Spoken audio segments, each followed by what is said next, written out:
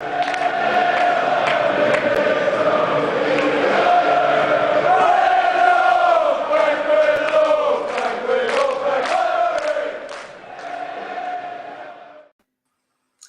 sir. How are you?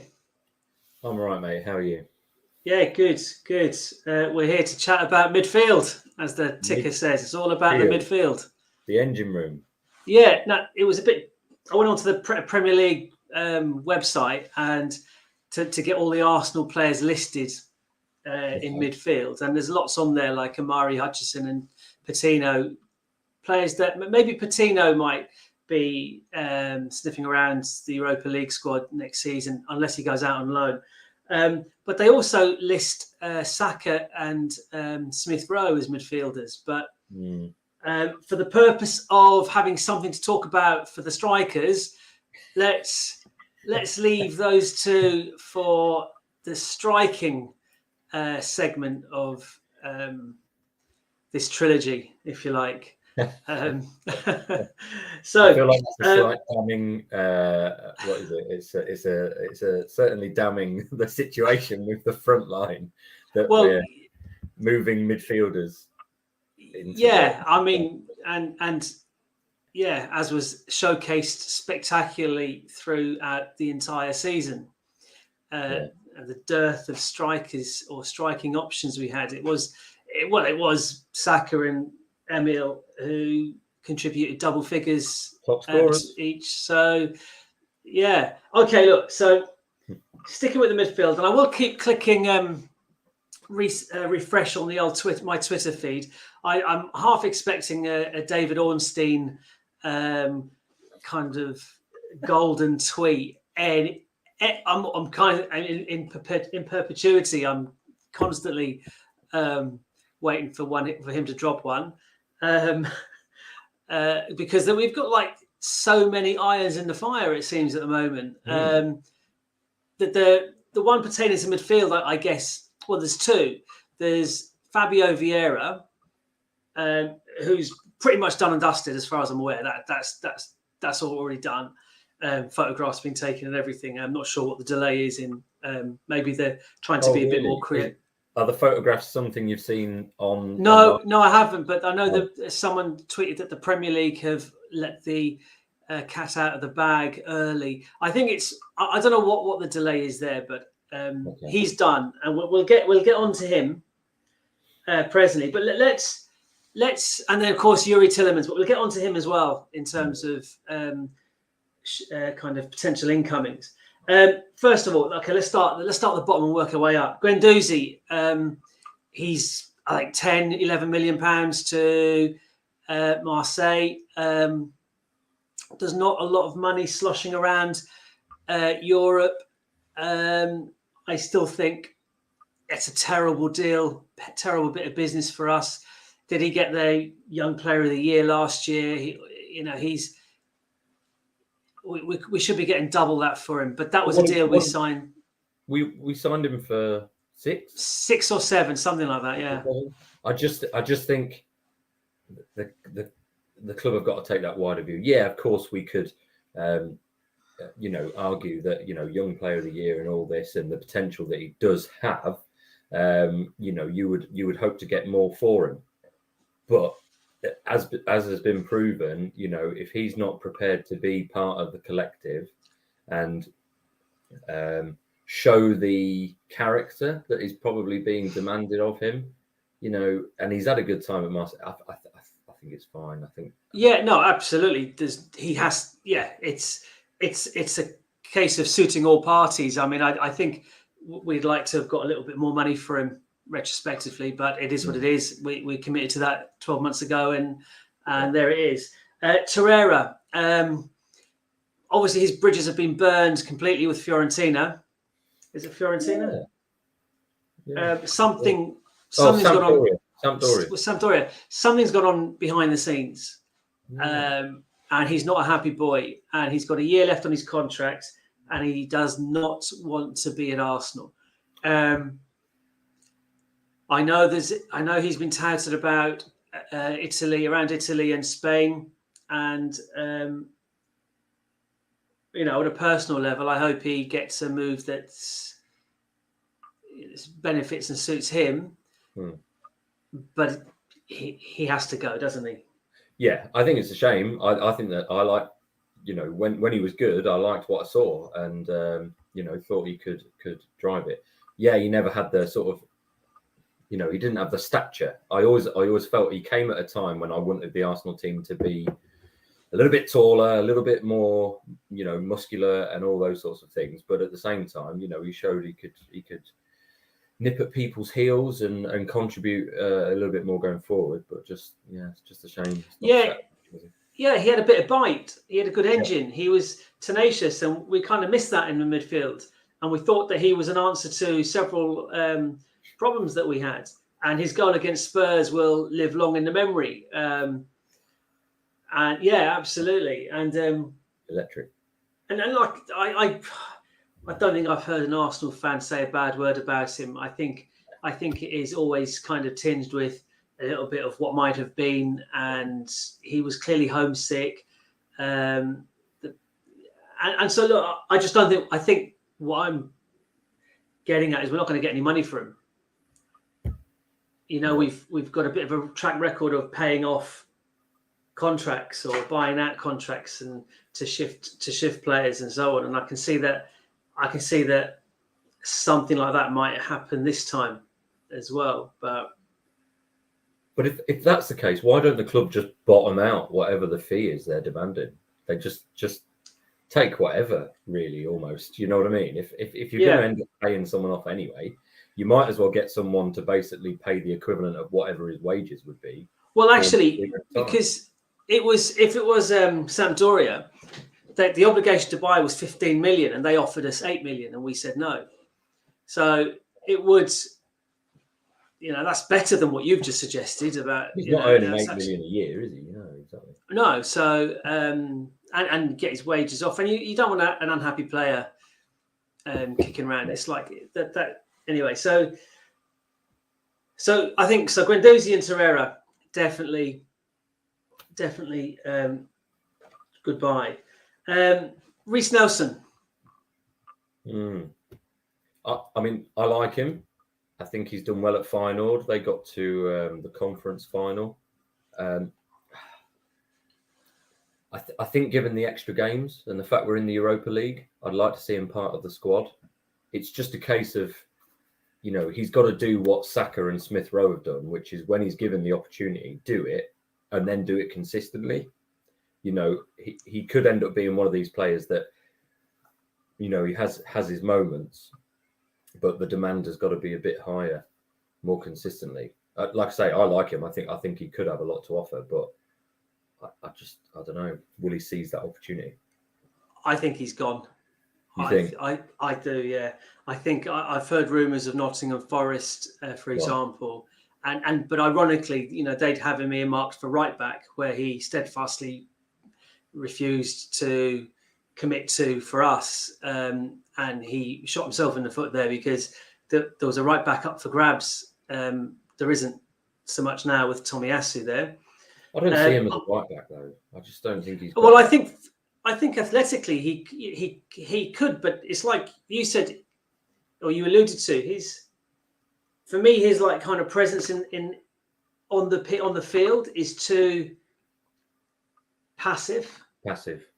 Yeah, he epitomises that late era Wenger team that was sort of assembled. Yeah, too comfortable almost. You want that like kind of edge, that nastiness, that like Ramsdale's brought, like Ben White has brought, like Gabriel has, like that kind of. Yeah, we're not going to roll over here. But it shouldn't, you named all the defenders there that have got a bit of edge. It shouldn't be underestimated the kind of, they might not be as posturing as those players at the back, but Smith Rowe and Saka and Odegaard, and Martinelli as well, they have a sort of quiet determination about them and steel and, that kind of, even if I get knocked down, I'm getting up again kind of thing. Yeah. And, that's what I feel like I'd want to see from Nelson. If he comes back into the team, that kind of thing. Oh, okay, I've given the ball away. Right, I'm going to break my neck to get that ball back within, you know, whatever amount of time, and rather than just sort of jog back. It's what I don't see in the likes of Pepe. Sorry, I've made a mistake. I when I said right back, I was thinking Maitland-Niles. You were thinking Maitland-Niles, right? Okay. Oh, an idiot. Sorry. No, Nelson. No, yeah, Nelson's a funny one. I think he's gone as well as Maitland-Niles. I think Nelson is gone. I know, especially with the level of the quantity of player we're looking at, we're being strongly linked with. If they all come off, then there is no room for Nelson and one or two others as well. If we end up with, and we might be jumping the gun, but the likes of, you know, we'll have Saka, Odegaard, Smith Rowe, and Martinelli. If, you know, we get Gabriel Jesus, that's another one in the mix with Eddie as well as a forward line. I know. Well, the odd one is Rafinha, the Leeds player. I'm still convinced. I'm still convinced that he's doing a Vlahovic and using the agents are dropping the Arsenal links to get Barcelona to put their hands in their pockets. This is what I think Tielemans is doing. Well, for who though? I mean, to be fair, okay, we're jumping around a bit, but Tielemans, the latest on him is that we what's his name, Charles Watts at goal. He said that we've cooled our interest in him whilst we're focusing on the Lisandro Martinez, the defender, who's only 5'9", central defender, 5'9" left foot, but can cover at left back and in the defensive midfield position as well.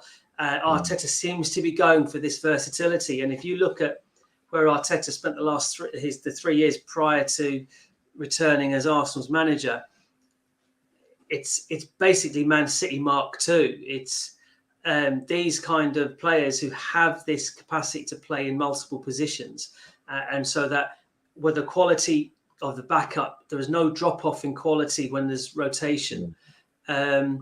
And I think you talked about it last week. In fact, you know, Diaz and Rodri, you know, they're kind of interchangeable. There's no. Well, Cancelo has just been, you know, he's played left back, right back, midfield, and, you know, had the most shots of any Man City player, and he's playing in those sorts of positions. He's unreal. So, this Martinez from Ajax, kind of another one who fits and ticks that box. And we talked a lot last week about needing maybe backup left back, and we talked about Hickey. Well, actually, this Martinez, and I've seen some YouTube clips of this fella. His skill fact, he's ridiculously skillful. Well, Ajax, you know, that's what they're all about. The slight potential there is that Man United might come in for him because Ten Hag seems to have one strategy, and that's buy players he's worked with before, which doesn't all go well. Which doesn't all go well for them. But anyway. So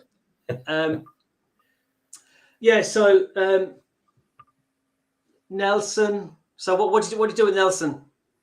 Yeah, I mean, actually, the fact that you thought you were talking about Maitland-Niles and I thought I was talking about Nelson, they're not overly dissimilar, to be honest. No, in kind of, well, in player they are, but not in how we perceive them or they're within the context of the club. Yeah, they're very similar. You know, can they come back and do it consistently at a high level? Can they show the attitude and the aptitude that others have demonstrated while they've been out on loan? You know, can they match the quality of those that have seized the opportunity while they've been away? I don't see it for me. No. I think so. Yeah. Would it be a case of cash in on the fact that both English, that they'll go to a mid-tier, bottom half Premier League club and probably do quite well, and there's nothing wrong with that. Yeah. And we get a £10 million fee for each of them or something like that. Maybe not Maitland-Niles, but that would be great. But yeah, right. So I don't know. No, so we've got rid of Guendouzi, Torreira, Maitland-Niles and Nelson with 2 question marks over the Nelson and Maitland-Niles.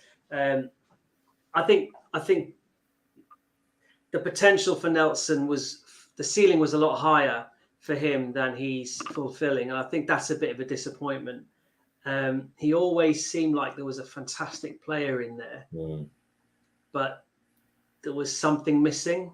And I know this loan period, is it Rotterdam he was at? Was it not Feyenoord? Feyenoord. Who got to the conference final? Yeah, Feyenoord. I thought that was Feyenoord, yeah. Right. First half of the season, he didn't. I read his manager kind of talking about he needs to have more confidence and belief in himself. But the second half of the season, he did an awful lot better. So maybe he's kind of discovering that. But I don't think he'll get the opportunity at Arsenal. There's too many kind of better players ahead of him. So now we're left with the kind of starters. And so on my list, Xhaka, in no particular order, Xhaka, Elneny, Lokonga, Ødegaard, and Thomas Partey. Right, easy one, Partey. Love him. Keep him. Yeah. Try and nurse him. Fit. Yeah. He's had some intense. There was a stat. Tense World Cup qualifying, which hasn't helped. But yeah, keep him fit. There was a stat doing the rounds. Oh, go on. The stat doing the rounds of our win percentage with him and without him, and it falls off a cliff. Yeah, without him. Will do. You know, and that's the thing, isn't it? It's also a case of, yeah, it's great with him in, but like you say, we've also got to look at, well, there needs to be another option. You know, you can't assume the days of the days of us having players who played every minute of every season died 20 years ago, when the Invincibles was broken up. But those days for a lot of teams are over. You know, how many teams rotate and move around and have different ways of playing or different personnel they can bring in, especially at the top of the league. And then at the bottom, you know, those teams, you know, they'll have a set system, but they'll have a replacement who comes in and serves a function, and that's what we need to build a bit. So, you know, like you say, if Arteta's plan is to now have some versatility after we introduced a bit of solidity last season with some of the signings, then, you know, it'll be interesting to see where we go with that. But yeah, I like the fact that he seems to knit together that transition from defence to attack. Xhaka can do, it seems, one or the other, and not really the defensive part of it very, very well. When Xhaka's the last man, he's great. And this is what I think. I think Xhaka, since Partey's come in, has improved, because Partey will sweep and Xhaka can press from the front. You know, I think we've said loads of times, when Xhaka feels like he's the last man, he does desperate things that gets him into trouble. And when he knows doesn't have to do that, actually, he's so much more effective. Yeah, Xhaka himself in an interview said that Partey makes him a better player. Yeah, he does. Yeah, and Xhaka's brutally honest with himself about his own performance as well as the team and the fans. But he says Partey makes him a better player. Now, who's in our current squad? Lokonga would be the kind of backup to Partey. I know you'd play Xhaka there before Lokonga, but he's a kind of square peg in a round hole. Yeah. Whereas Lokonga is more of that type of player. Yeah. What's your feelings about Lokonga? Europa League starter? Hopefully he'll feature more. I just feel like when he came in, you know, he's coming from the Belgian league in a team that I assume was competing, you know, quite well and quite dominant. And it just felt like he just wanted a bit more time. I'm hoping the more time he spends in England, the sharper he gets, the quicker he gets in both thought and action. Yeah. And we'll be there because, you know, the attributes are there. And he's very young. I think it's just the development, you know, the fact that Elneny's signed on for another year and is similar, because it just showed the difference. You know, when Elneny came in towards the end of last season, that experience was massive. Yeah. And, you know, Lokonga will hopefully benefit from that. No, and he needs those other games in the background so that when he is called on to come into the Premier League 11, he hits the ground running. He's not Yes. trying to catch up with the pace of the game. He's not a bit rusty and so on. Because I mean, that happens to the best of them. Thomas Partey, he rated himself 4 out of 10 in like 2 or 3 games, and then the second he did that, he started banging in 8, 9s out of 10 performances, and he was integral. And when he got injured, that was the writing was on the wall for us then, unfortunately. Well, that's the thing. He returned from a spell out, didn't he? And then got injured straight away. And I'm sure there was another one where we almost rushed him back, and he got the 2 quick yellow cards. Oh yes, yeah. And got sent off. So it is that thing. We not having to have such reliance on one player, I think, would have meant that he wouldn't have been rushed back for that game, and because we'd have been able to, because the drop off in quality wouldn't have been so stark had their replacement been more up to that standard or that level. Okay, so we've got kind of the number 8 role. We've got Partey, we've got Xhaka, we've got El Neni and Lokonga in support, and then there's the links with.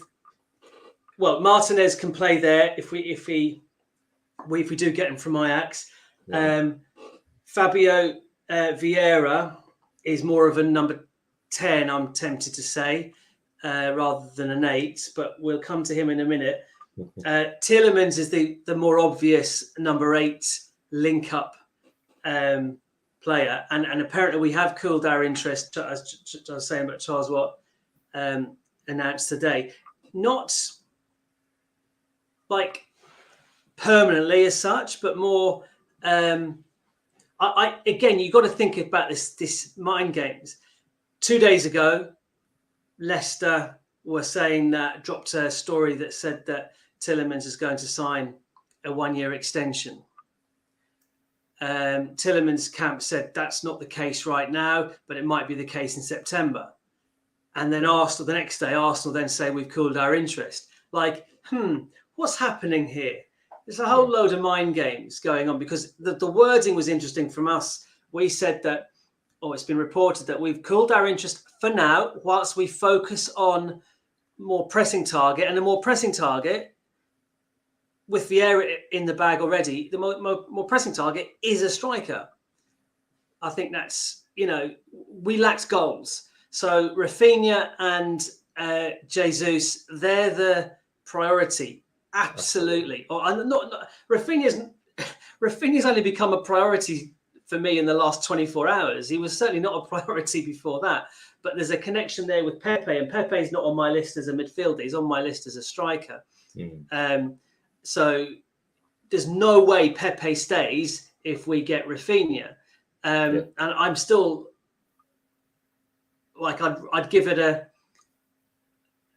2 out of 10 chance of us getting Rafinha at the moment. But I mean, we based it just on my own kind of casual observations. I don't see where he fits, but I don't see where Vieira fits. But as with last summer, I don't mind that I don't see where they fit, because I don't need to see where they fit. I trust that Arteta and his team know exactly where they fit because of how it all panned out last summer. So I have complete trust, and the truth will out ultimately. Yeah. But the Tielemans one is interesting. Do you want him? Would you like him to arrive? And what would his arrival mean for the rest of the team, the squad? Well, this is the thing. In terms of transfers, it's a different landscape to last year, because last year we knew we didn't have Europe. So any signings we made had to impact the first team in the Premier League, because that was essentially all we were, focused on. Whereas this year, you can split that a bit. You can see the team almost developing into certain units, or like almost 2 teams. So it just depends what way Arteta wants to go. Tielemans would be a great European player, but might be an upgrade on Xhaka to a certain extent as well. I've seen his lack of pace used against him, and that does scream Xhaka as well. But whenever I've watched Tielemans play, I've seen him dominate games, and that's big games as well against big. Sorry, He's a classy player. Yeah, so on a personal level, do you want him or not? He wouldn't be at the top of my shopping list, but then I wouldn't be shopping for a midfielder. Like you say, striker is what I want us to try and sign. Yeah, but I think that you can't have too many first team players. It's like we're bemoaning the lack of squad depth. Yeah, and his presence will, if he doesn't raise the game of the others, and just his presence there, it's like with Rafinha. Like, what does that mean for Saka? I've heard people say that they're worried that the Rafinha link is because Saka's on his way, and 2 years left on his contract. Now, I can't believe that he's so young and he wouldn't. There seems to be quite like a lot of optimism around Arsenal within the team. I can't see Saka leaving just yet. Fine, in 2 years' time, if we're still in the top 8, then fair enough. You're not going to match his ambitions with us. I wish him all the best. But it's interesting because the ambitions are going to get harder because the top 2 of Liverpool and Man City are creating such a gap between the rest of us, trying to hang on to their coattails, that unless his move is to one of those 2, and that's, perfectly feasible, especially with the recent thing about Sterling possibly on his way out to Chelsea, which for 35 million, I think that would be weird, but there we go. Yes. He could easily become a target for Man City, but then I don't think Pep's going to be there huge amount of time longer, and then you don't know what might change there. Klopp's obviously doing a rebuild. Mane's off. There's still no doubts over Salah. I don't know. Yeah, it's just strange time. Right. Okay. So Tielemans, for me, I'd say yes. If we can do a deal for 25-30 million, then we should do that and let them fight it out amongst themselves for first 11. The competition can only do us good, and if they're not up for the fight, let them get. That's all we need to know. But I do think that if Tielemans arrives, I do have a sneaking suspicion that Xhaka may well depart. Right. But I still would think that would be an upgrade, even though I thought Xhaka's had a pretty excellent season. Goal of the season, as voted. Yeah. Oh, yeah. Well, I can't. He's left me all warm and fuzzy, so that's fine. I'll thank him and shake his hand and wish him all the best. Right, and Lenny's kind of valuable squad player. Lokonga's youth, Xhaka. Right, that's the midfielders at the club done. There's obviously, we talked about Tielemans. This Vieira guy, Fabio Vieira, right? He's just turned 22, 30th of May, £34 million. He's only really played the second half of the season for Porto. But his numbers are mental. 27 matches now. A lot of those are subs. 27 matches, 6 goals and 14 assists. That's pretty tasty.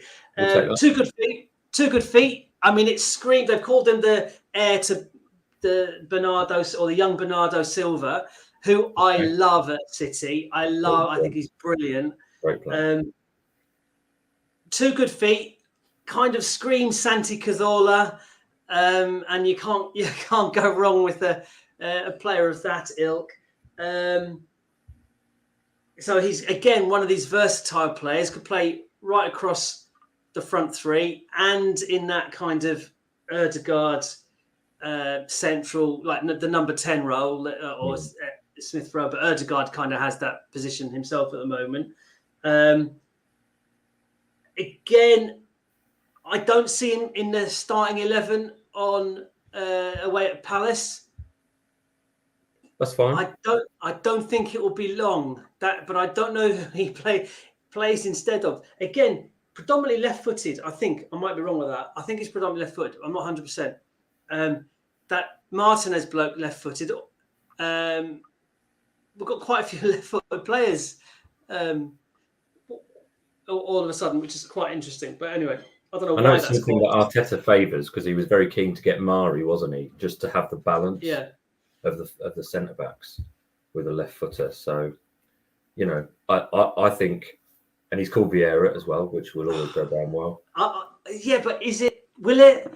It's like, No. do you feel, and isn't it ironic that the first game's Palace away and the original Vieira is there in the dugout? Can I sing a song about a 22-year-old Vieira that's like, I don't know. I mean, as you get to my age, nostalgia kind of rears its head on a daily basis, it seems like. And I think You're that would talking be to someone wearing a Red Dwarf t-shirt, so you know. I haven't got my glasses on. I can't see, and I don't know. I can't look. I'm sure I will sing it. But Patrick Vieira was, and it works. He comes from Portugal, Senegal. It just fits. Just about fits. I think he fits the profile, doesn't he, of the last couple of years of where we're heading. Buying young, someone with the potential to improve and grow. Even if he doesn't feature a lot with the starting 11, especially in the Premier League, he's bound to play in the Europa League, you would think. 34 million is not a small amount of money. No. It's a lot of money we've dropped on him. I think we must value what he can offer quite he's highly. got Arteta's got apparently, and this is great in the modern day that we've managed to pull this transfer off. We've been watching him for over a year, apparently. So he's and I'm not knocking his height because he shares a height with me. He's 5'7", so I think diminutive in footballing terms would, but again, he's your Arteta / Guardiola type player, isn't he? And Arteta, grew up in Barcelona where you had your Iniesta and Xavi, and along with Messi as well. So, and their height or lack of height didn't prove too much of a problem to their success. And I think I was reading, they've got two more now. Is it Gavi? Is it Pedri? I think 19-year-old and a 17-year-old. And that 17-year-old is it the 19-year-old who's played for Spain? Must be. He's ridiculous. I watched him play once. I'm thinking, who is this guy? Oh crap, he's fantastic. So I've no idea what I was saying there. Vieira, that's right. So so with that, that's where we are right now. What would you like to see happen, or name your starting with what we know now, as we sat here, including rumours and so on? What would be your kind of starting midfield? And this is kind of depends on the shape. Let's say we're doing a 4-3-3, right, or a 4-2-1-3, whatever it is. But that kind of four at the back anyway. What would be your starting midfield, and who would be? I wouldn't necessarily change things. I'd have Xhaka and Partey with Odegaard in front as the more creative midfielder. So who's on the bench? Well, then it would be Vieira, Tielemans, and Rafinha. No, I mean isn't that just a ridiculous bench? And you've said you would start with. I mean, in 5 subs this year, 5 subs. 5 subs. We've got European games to another competition to play in as well. I think there has to be that. Mate, we're winning everything. We're winning everything.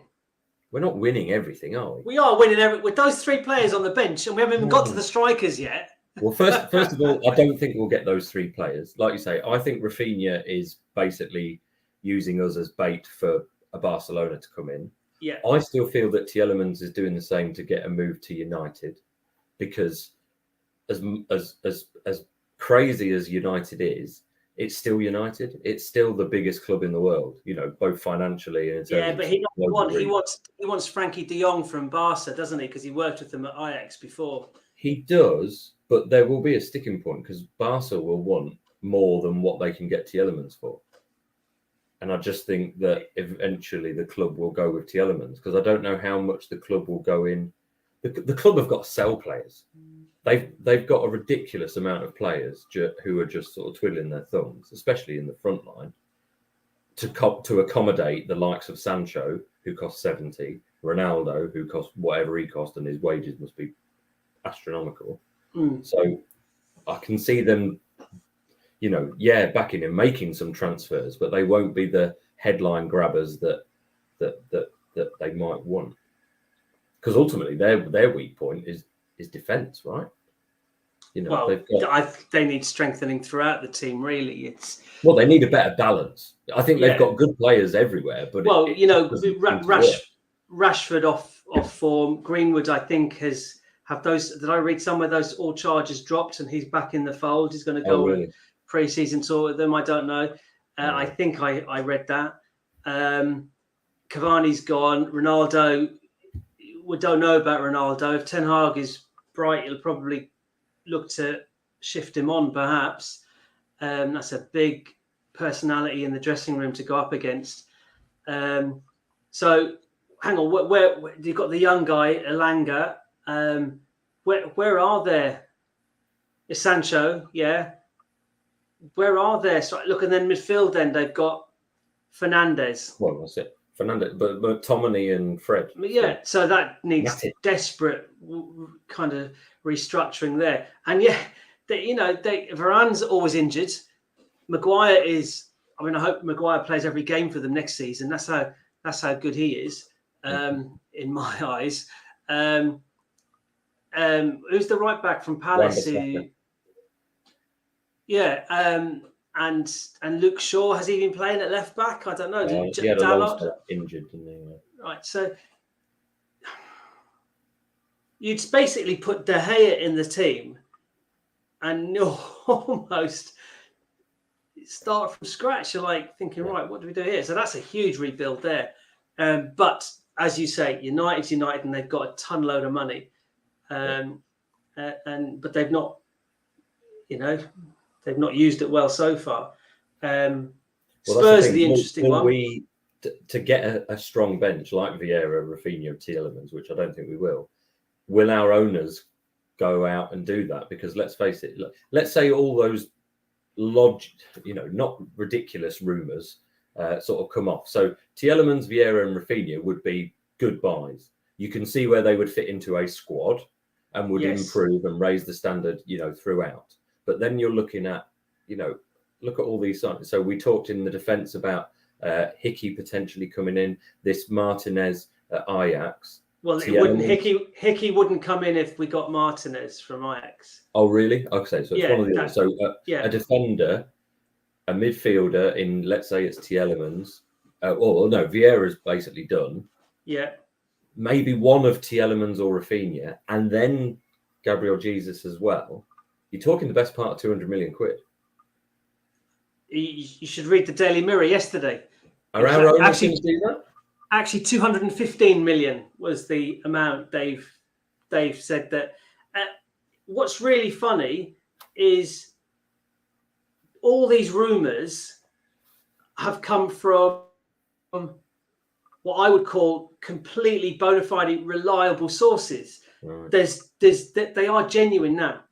I don't know what. We genuinely were interested in Vlahovic in January, but I think we all knew what game was really being played there. And that's the thing as well. We have no idea what goes on behind the scenes. The club will, it would be negligent if they weren't putting feelers out here, there and everywhere, because you've got to ask the question to try and get the deals even remotely started. So, we could be showing an interest in, dozens of players, but the realistic ones are the ones we can sort of negotiate. But then it all comes in, there's so many factors, I know football fans, I know we're doing it now and it's ironic, but I do get a bit fed up sometimes talking about the transfer stuff because, it's easy to say, oh, we need that player, let's just go get him. It doesn't work like that. It's their age. It's the time left on their contract. It's the wages they want. It's how they resettle with their family and their connections. It's how injured or injury prone they are. It's whether they've got the African Cup of Nations coming up or their team's going to the World Cup. So many factors. Well, we have got the Brazilian kind of contingent now. You know, with Martinelli and Gabriel and Marquinhos, who's come in. We haven't talked about him actually as a fringe. And this is the thing as well. You're pointing out that what tends to happen. It's amazing how many teams have done that. Wenger did it with the French contingent. Yeah. You know, Wolves did it with their Portuguese contingent. And we've got this Brazilian thing going on. Essentially, you know, it might come down to just who you know and who you can get a deal with, which agents you have connections with. So and like Spurs, I think Spurs are genuinely interested in Rafinha as well. But and Jesus, the two of them. But Jesus is not. I'm pretty confident he's not Champions League football or not. He's not going to go to Spurs because he's not going to swap City behind Haaland to Spurs behind Harry Kane. He's just not. He's not going to. He wants to be the main man, which apparently is why he's interested in us, because he knows he will be the main man. We buy Gabriel Jesus, and our two strikers are Jesus and Nketiah. The goals are coming from Rafinha, Saka, Smith Rowe, Vieira if he's in the team, whoever, Odegaard. The goals are. It's a multi-goal threat team. City famously have played without a kind of an out-and-out number 9. Ironically, now they've just spending a lot of money on one. Is it? I don't think it is a lot of money. The release. No, in terms of his wages, that it'll be. Oh, that'll be it'll be ridiculous. It's like Varane. People were saying, "Oh, look, we got Ben White, 50 million. Man United only paid 30 million for Varane." But someone did the calculation over the duration of their contracts, and Varane's like 4 times more expensive because his wages dwarf Ben White's wages. We've actually got the far better deal, pound for pound, for Ben White, even though the headline figure doesn't fit that narrative that the media like to kind of perpetrate. So, and this is another thing. Just sorry, while we're griping about transfers and things like that, what is it with the media reporting a footballer's weekly wage? Like that harks back to when it was like industrial working class, people. When actually, footballers should be judged on what they're paid almost annually. And then I only know because I used to be into my basketball quite a lot. Premier League footballers are getting paid nothing in comparison to NBA players, like especially at the top level. Eddie Nketiah's just signed, and it's a reported 5 million sort of annually or whatever. He's at a European football club, a big club. Other players will be on a lot more, but basketball players can be on upwards of 50, 60, 70 million a year. The American sporting sort of bubble is just enormous compared to the Premier League. I wonder, is it because I don't know. A lot of that is commercial stuff on the side as well. Right. It ties in lots of commercial deals and this, that, and the other as well, which I'm sure the players in the Premier League will have, but they might do it on a more individual level rather than in sync with the club, which some of it will be. Yeah, I mean, it might be that headline figure of 5 million a year might be just considered too obscene in the current climate, being it's still predominantly, I guess, a working class spectator sport, and those numbers. But then, is that any worse than saying 100 grand a week or whatever? I don't know. But it's a working class spectator sport. Yeah. But it's been private for decades. If some rich owner wants to pay their workers, a shitload of money for kicking a football around, and more power to them. If they were subsidized by the local industry or heaven forbid public money, well then it would be an issue, but it's not. And here we are as teachers talking about, can you please give us a little bit more than 3% pay rise in 10 years? And the headline tonight is that the PM and the Chancellor are telling the cabinet ministers tomorrow that there is no more money. That's what you're getting. So I think I heard the first murmurings of the summer of discontent. So you've got the rail strikes this week, and I know that the teachers will be balloted in the next couple of weeks. I think inflation's at what, 11%, pay rise 3%, so it's a pay cut again. It's a pay cut. Who knew? Anyway, listen, let's not get too political. Right, listen, I think we've done midfield, and we're just nudged over 45 minutes, so I'm a little bit upset about that. I wanted to get 2 in a row under 45 minutes. We'll be back next week for the strikers and a retro look at any of those signings that we make in the next 7 days as well, because you never know. It does sound quite a busy time for us, and it is like, yeah, they're potentially quite exciting signings. Right, anyway, if I keep talking, we'll carry on talking about something else. So say good evening, good night. Take it easy. See you next week. Cheerio.